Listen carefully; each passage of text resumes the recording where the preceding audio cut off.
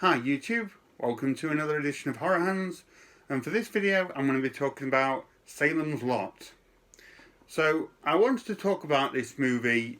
Not only is it a fantastic horror film, in fact I'm listing this video as perhaps the greatest TV movie of all time, but also, and a little bit of Horror Hands trivia if you will, Salem's Lot is probably the most mentioned film on this channel and in general for me.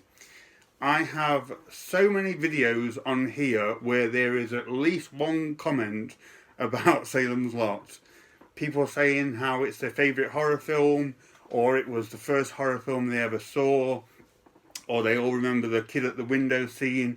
Even if it's not relating to the video that I'm doing, you're never too far away from a Salem's Lot comment here on Horror Hands. So because the film is so popular, I thought I'd do a video talking about it, so here you go. So I can't quite remember when I first saw this film myself. I would have been quite young, and I probably saw it on TV like a lot of you guys did, and really enjoyed it, thought it was fantastic. And then didn't see it for many years because films back then weren't as accessible.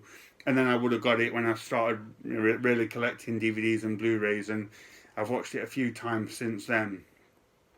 I haven't watched it properly for quite a few years now. I did put it on earlier and skimmed through it in preparation for this video, and was quickly reminded on just how good this movie is. It's really, really well put together.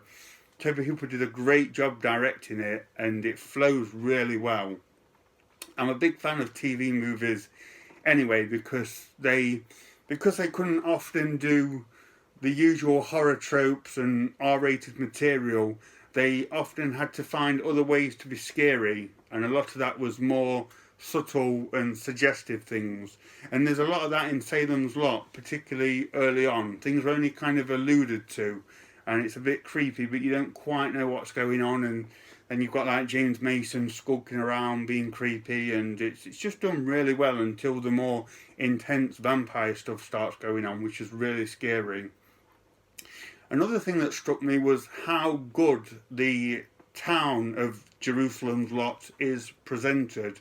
It looks and feels like a real town, and the townspeople feel very real and organic, and they're all sort of doing their own thing, but they intertwine, and nobody feels like sort of they're just a token character to move things on at a later point in the film. It all feels like a very natural, organic community, and I think that serves the film really well. The vampires in it look great. I love the lead vampire. It's a great look of kind of like traditional Nosferatu with like a more sort of 70s vibe. That he looks really cool, and it just has some really good horror set pieces in it anyway. Some really underrated cinematography in this, sort of like the sweeping shots of the graveyard and the low shots of the house and the full moon and things like that. Makes for a really eerie atmosphere which never lets up throughout the whole film. It's a little bit dated. It looks a little bit derelict and looks a bit of an artifact from the 70s, but I think that's good as well, and I think it serves the film really well. I don't think a glossy production would have worked that well for this film. The story of a vampire plague quietly wiping out this sleepy town, I think less is more, and I think the aged look really kind of serves the movie really well. It's a little bit on the long side, 3 hours and 3 minutes long. It's an incredibly long film, so maybe they could have shaved a few things down here and there, but that's only a small gripe. And to be honest, I'd love to find the time to sit down and watch this in full, because I know I'd thoroughly enjoy the whole 3 hours of this movie. And just having a quick look at it early on today has really given me a hankering to watch the whole thing. So hopefully I'll get time to do that at some point soon. But for me personally, I would say this is Toby Hooper's best work. I don't want to upset the Texas Chainsaw fans. That's a phenomenally good film. But I just feel that Salem's Lot was more meticulously put together. And it's a great companion to the book. I've read the book as well, and that was fantastic. And this is a great companion piece to that. It's a really good adaptation of Stephen King's work.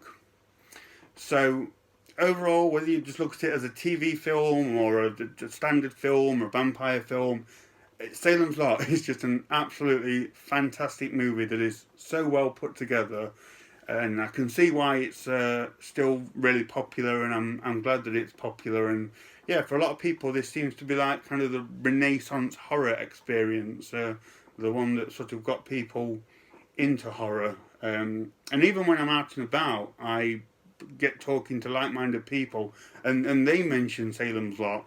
I was at a DVD shop the other day and got talking to the owner, and he was saying how he got into horror films after watching Salem's Lot, and of course remembers the kid at the window scene and things like that. So yeah, it really has seemed to have left its mark on people.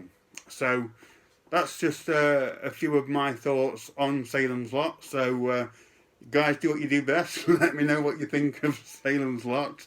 Let me know what you think. Let me know where and when you saw this, and if it had any lasting impressions on you. I love to hear that kind of thing from you guys. So hope you enjoyed my my little analysis of this one. Thank you very much for watching, and stay tuned for more videos.